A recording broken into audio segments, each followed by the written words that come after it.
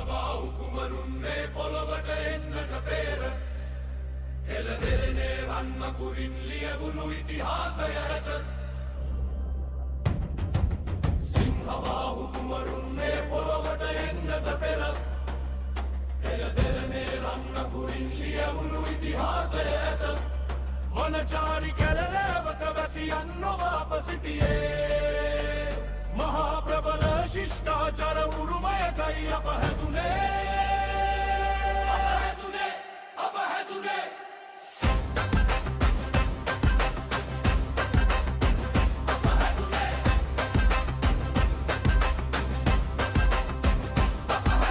මහියංගන මහවනයේ යක්ෂ සමුළුවක් කැඳවා මුළු ලංකාදීපයම පාලනය කළ නායකයා සුමන සමන් රජු ඉදිරියේ ලේ වැගිරෙන සටන් නිවා බුදු සමිඳු වටම කළේ මහා විනාශයක් පරදා.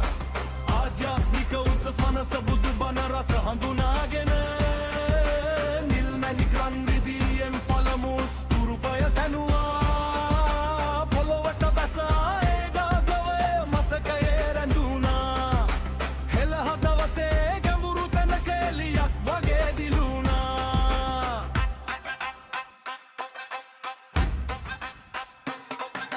සිංහබාහු කුමරුන්නේ පොළොවට එන්න පෙර හෙළදෙරනේ රන්මකුරින් ලියවුණු ඉතිහාසය ඇත.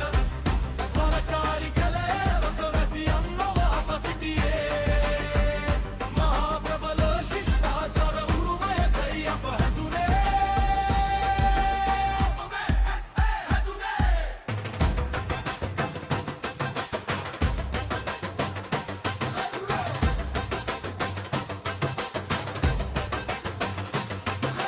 නාගදීප සිංහාසන මැණික් පුතුවරන්නා ලෝකය පොහොසත් හෙළ රාජයක සැබෑ ආර්ථික ශක්තිය මනියක් ගිතනා රජු සහ කැලණී පුරවරේ මහිමය උතුර දකුණ යා කළ ඒ දේශපාලන සබඳතාවය ස්වර්ණාභරණ කැටයම් කර්මාන්ත දුයුණුව දැක ලෝකයම මවිත වුණා හෙළයන්ගේ තාක්ෂණයට.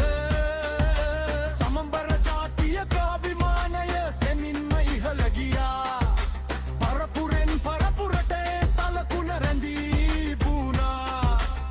බදුල්ලේ උන්ගිරිසිගර අතරමින් සමුදුර ගැලබුණා. බුදුහිමි පිළිගන්නට දාසක් හදවත් එක් වුණා. මුතියංගන සෑ රදුනේ නිහඬ මහත් ආලෝකය රාවණ උරුමයේ අන්තිම